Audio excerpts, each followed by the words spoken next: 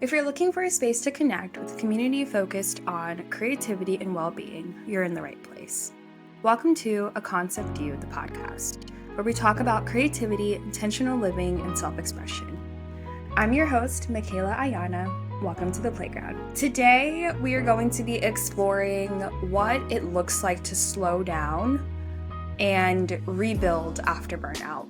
Last episode, we talked a little bit about my return. I took a 6-week sabbatical from work, from life, honestly, and I am in a season now of rebuilding a routine that works and serves and supports who I am today. So we're gonna get a little bit into that. I'm gonna talk about this framework that I have been using as a reminder to slow down, and it's been super helpful for reconnecting with my body, reconnecting with my routine, and also creating healthier habits that help to support a more gentle way of living. So let's get into today's episode. The first segment that I want to talk about today is really setting an intention. I feel like when you think about burnout and you think about how exhausted you may feel at the very depth of that burnout, it's really hard to imagine or see the light that's at the end of the tunnel sometimes. And so what I've realized in my rest and my return to self is this is an ongoing process. You're going to return, you're going to rebuild, and you're going to move forward over and over and over again. And so we're going to talk about that second step of rebuilding to help build a framework that fits your lifestyle, fits where you're at right now and where you're trying to go. For me, what that looks like is intentionally slowing down, building a life that is slow and purpose-led, that allows me to move at a pace that I feel comfortable moving at. So we're shifting from this idea of the return to the idea of the rebuild. The framework that I've been using to help guide this next phase, this rebuild phase in my burnout recovery, is what I'm calling MPH, which normally stands for miles per hour. But in this, we're using it as a reminder to slow down. So the M stands for movement, the P stands for pace, and then the H stands for healthy habits. So I'm using these three foundational pieces as a means to anchor my return, anchor this act of rebuilding, and really allow myself to focus on specific things that I know that are going to take me into the next chapter. So first, starting off with movement, this is where we are thinking about in what ways can you move your body? How does it feel when you express yourself through movement? When I think of movement, I think of this as a means to help relieve stress in my body. Also, obviously, it is healthy to move. It is healthy to work out, to exercise, but I think sometimes I have to, especially in this season, in this era of rebuilding, I have to take things down to their building blocks, to the baseline levels, to rebuilding a foundation that I can consistently add on to in the form of my routine. And this really starts off with movement. When I think about movement, I think about the ways that I can engage with the world around me, but also thinking about how I can deepen my connection with myself in a way that speaks to where I'm at right now, energy-wise. So, for example, in high school, I ran track and I was just very on top of my workouts, but it wasn't something that I necessarily enjoyed. It was just something that I did because I knew if I did not condition, if I did not train well, I wasn't going to be able to perform the best that I needed to perform in my races. And while I didn't think of it that way, I knew it was still something that was important to my health. And so I did it. Now, in the space that I'm in, I think about movement as something that I enjoy, something that helps me to reconnect with my body and give me a sense of joy. So this week, what that has looked like is doing gentle yoga and stretching or going on a walk, though I have not gone on a walk in a really long time. So we're going to pick that back up. But I have really focused on gentle yoga practices that have helped me get out of my head and more into my body at a level that fits where my energy was this week. And that's all I could give. That's all I wanted to do. And so when I think about movement, I use it as a way to regulate myself, especially in stressful times. A lot of stress when it comes to burnout is from outside sources that we cannot really control.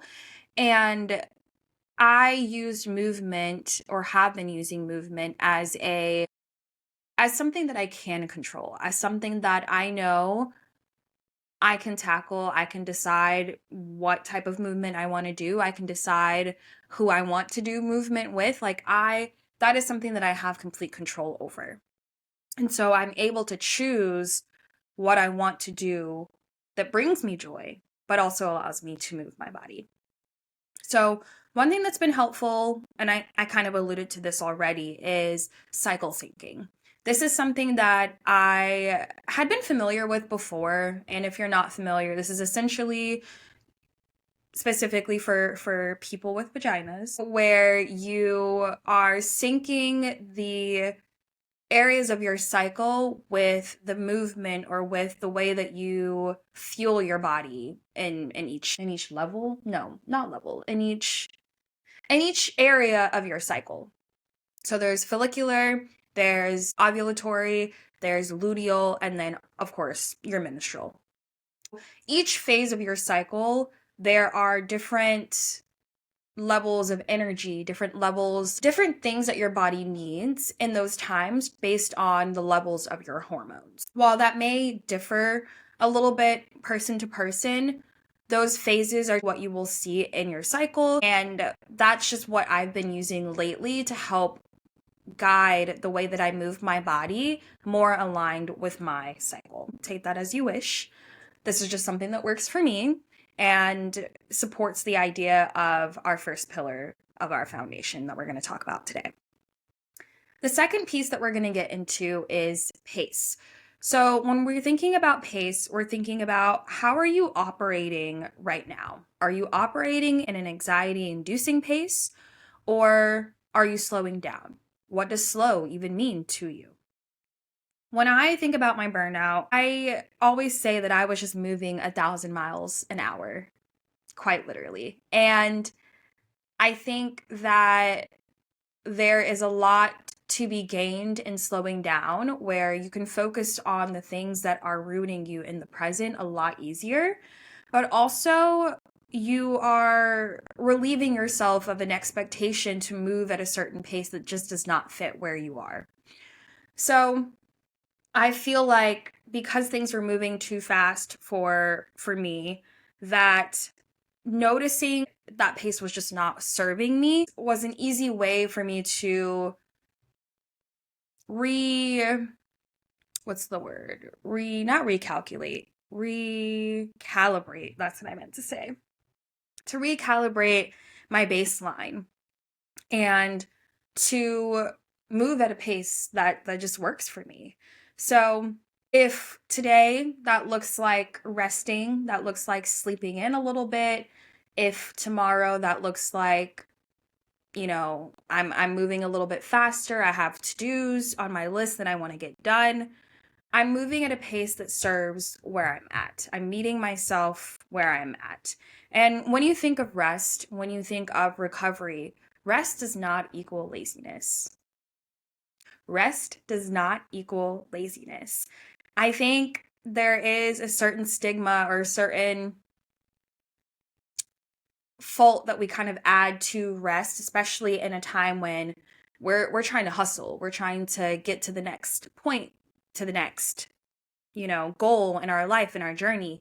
But I think it's very important, especially leading into the last quarter of the year, to think about, how can I slow down and set myself up for reaching my goals, for doing the things that I want to do, for accomplishing the things that I want to do in a way that is sustainable.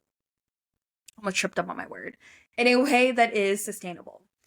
You cannot pour from an empty cup. So if your body is telling you you need to rest and you need to rest now, it's gonna do that one way or the other. What I've been trying to do now is really, really focus on that. And I think that pours directly into my pace, into slowing down, is recognizing when I need rest and when to take that rest. The last pillar of our foundation is H, creating healthy habits.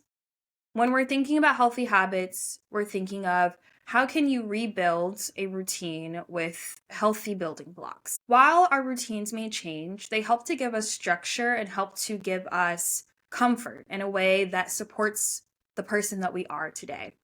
When I think about my own healthy habits, what has been easy for me to incorporate into my routine has been movement, has been rest, has been journaling. My creative practices, even this as a creative outlet, is something that has been helpful in rebuilding my routine. Eating healthy, doing things that I know make my body feel good, but also I know are just inherently good for me. I consider the habits that I have already set.